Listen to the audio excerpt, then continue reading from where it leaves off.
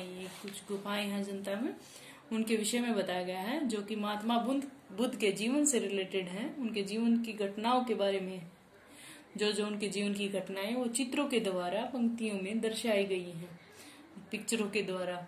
इन गुफाओं में क्या है कि महात्मा बुद्ध की जो जीवनी है वो चित्रों के द्वारा दर्शाई गई है। अब हम पढ़ते हैं इसको। अजंता की गुफाएं महाराष्ट्र राज्य में है। कौन सी स्टेट में है, कौन से राज्य में है? महाराष्ट्र में। जलगांव, औरंगाबाद अथवा पहुर, इन तीनों रेलवे स्टेशनों में से किसी एक पर उतरकर अजंता पहुंचा जा सकता है। इन तीनों स्टेशनों में से किसी पे भी उतर के कहाँ पहुंचा जा सकता है? अजंता। इन स्टेशनों से फरादपुर नामक ग्राम तक जाना होता है। यहाँ इन स्टेशनों पे उतर के फरादपुर नामक गांव तक जाना होता है। उसी के निकट ही पहाड़ियों में अजंता के कला मंडप छिपे हुए हैं। उसी के पास पहाड़ियों, ये कहाँ पे है? एक पहाड़ी इलाके में है जहाँ पर इनकी कला दिखाई देती है। इनकी जो मूर्तियों के द्वारा जो स्थापना की गई, पिक्चर बनाई गई है, उनकी सुंदरता मिलती है। वहां बघोरा नामक नदी बहती है। कहाँ बहती है? अजंता की गुफाओं के पास कौन सी नदी बहती है?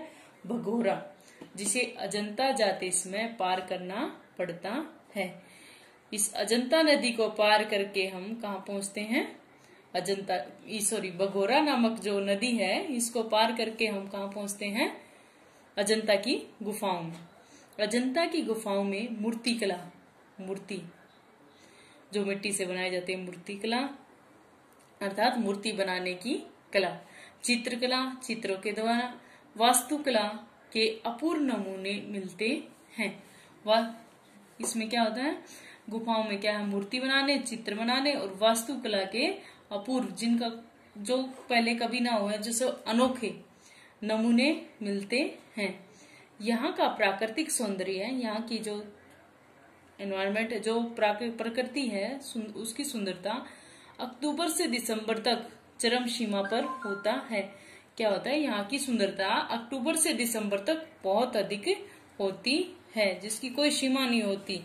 बहुत सुंदर लगता है इन महीनों में। अगर आप यहाँ जाते हो तो इन महीनों में यहाँ का वातावरण बहुत ही सुंदर, मनमोहक होता है। अजंता की छोटी बड़ी कुल 29 गुफाएं हैं। ये क्या होगा बेटा? 29। इंग्लिश में आप इसको 29 पढ़ते हैं, लेकिन ये क्या है हिंदी में? 29। अजंता की छोटी बड़ी कुल 29 गुफाएं हैं। इनके दो भेद हैं, स्तूप गुफा और विहार गुफा। कौन सी है? स्तूप गुफा और विहार गुफा। स्तूप गुफा में केवल प्रार्थना उपासना की जाती है। क्या किया जाता है? सिर्फ प्रार्थना की जाती है। ये लंबी होती है तथा इसके अंतिम छोर पर एक स्तूप होता है। ये क्या है? काफी लंबी है और ये अंतिम जो छोर है, अंतिम किनारा है जो उसका है, उस पर एक मिट्टी का गोल गोल स्तूप बना हुआ है। ये होता है मिट्टी का गोल तरह की कोई आकृति बना देते हैं, ऊंची और गोल, उसे कहते हैं स्तूप। विहार गुफा भिक्षुओं के रहने और अध्ययन के लिए होती थी। जो विहार गुफा थी ये किसके लिए होती थी?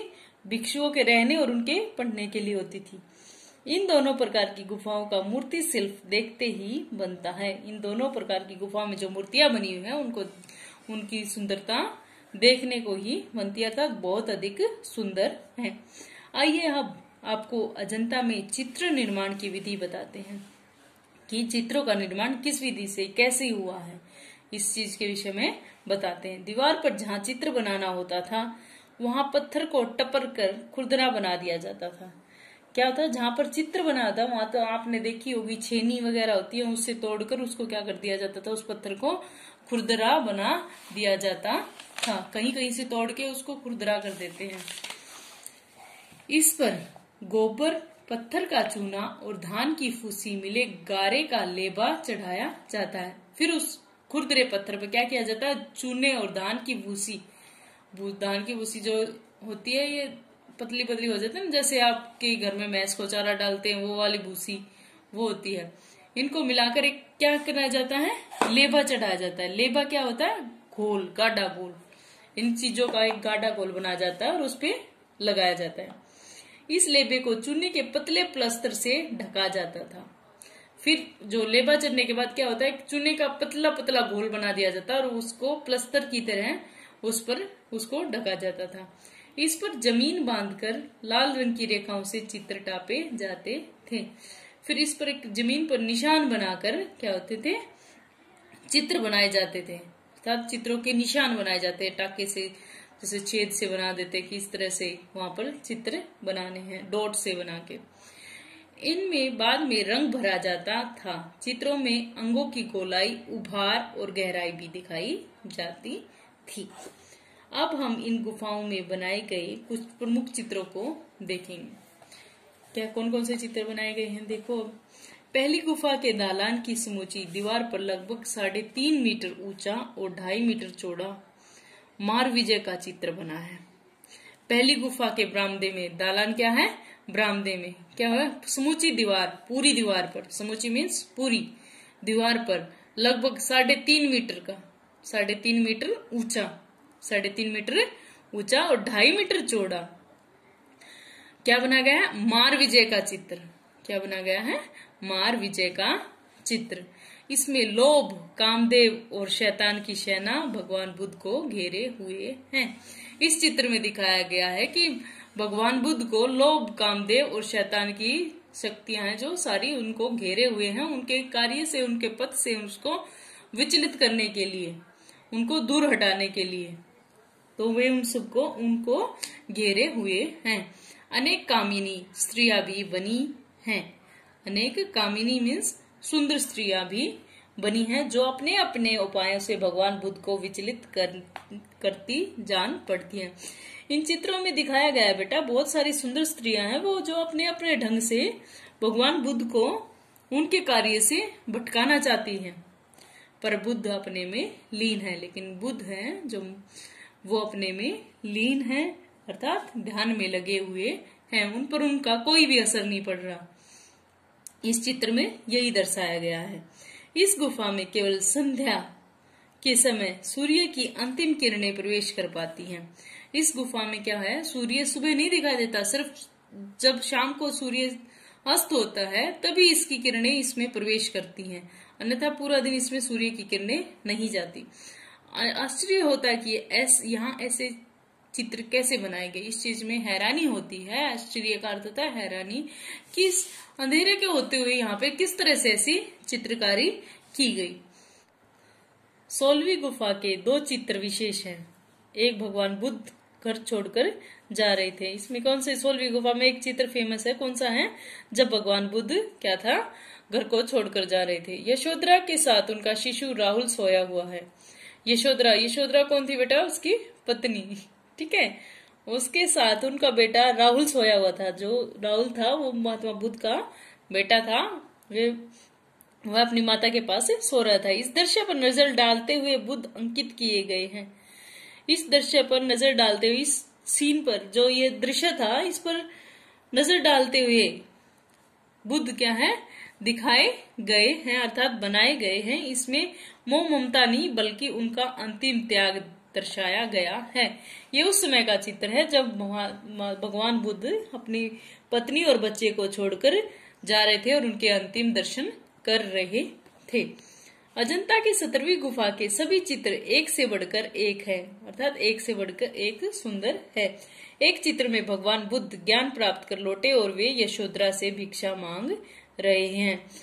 एक चित्र में तो ऐसा दिखाया गया कि भगवान बुद्ध अपनी जो ज्ञान प्राप्त करके, अपनी सिद्धि करके, उसके बाद अपनी पत्नी यशोधरा के पास से भिक्षा मांग रहे हैं। यहाँ जातक कथाएं भी चित्रित की गई हैं। जातक कथाएं भगवान बुद्ध की पूर्व जन्म की कथाएं, जातक कथाएं होती है, भगवान बुद्ध के पूर्व जन्म की कथाएं भी दिखाई गई हैं। बोधिसत्व एक जन्म में 6 दांतों वाले सफेद हाथी थे। इसमें बताया गया है कि इसमें दिखाया गया कि जो बुद्ध बोधिसत्व अर्थात जो बुद्ध थे वे एक जन्म में 6 दांतों वाले सफेद हाथी थे। उनके 2 हथनियां थी, उनकी 2 हथनियां थी। एक ने आत्महत्या कर ली थी। एक राजकुमारी का भी चित्र है। उसमें क्या है, एक राजकुमारी का भी चित्र है जिसके फुसलाने पर हाथी के सभी दांत काट दिए गए। इस राजकुमारी के फुसलाने पर ही इसके उस हाथी के 6 के 6 दांत काट दिए गए थे। सारी चित्रावली सजीव लगती है। जो एक सारे चित्र होते हैं, चित्रों की पंक्ति है। चित्रावली क्या होती है? चित्रों की पंक्ति या लाइन क्या है? एकदम जानदार, जीवित। संजीव का अर्थ है जीवित लगते हैं। एक अन्य चित्र में युद्ध का दृश्य बड़ी ही सजीवता से दर्शाया गया है। एक आगे और एक और चित्र है जिसमें क्या है? युद्ध का दृश्य बहुत अच्छी तरह से दिखाया गया है। इन गुफाओं के चित्रों को देखकर जहां एक और हमारा मन आनंद से भर उठता है, वहीं दूसरी ओर उन महान चित्रकारों की साधना के सामने हमारा सिर आदर से झुक जाता है। इन गुफाओं को देखकर जैसे हमारी आनंद बढ़ जाता है, हमें बहुत ही इंटरेस्ट आता है। तो उसी तरह हम जब ये सोचते हैं कि किस तरह से महान चित्रकारों ने कितना अभ्यास करके चित्र बनाए होंगे, तो उनके आदर में हमारा सिर झुक जाता है। उन्होंने अपना पूरा जीवन इन संजीव चित्रों को बनाने में लगा दिया। जो चित्रकार थे उन्होंने अपना संपूर्ण जीवन चित्र को बनाने में लगा दिया। हमें उन पर गर्व है, अर्थात उन पर अभिमान है। इस तरह बेटा इस लेसन को पढ़ना और आपकी फेयर नोटबुक में ये शब्दार्थ दिए गए हैं, लिखना। ठीक, ओके।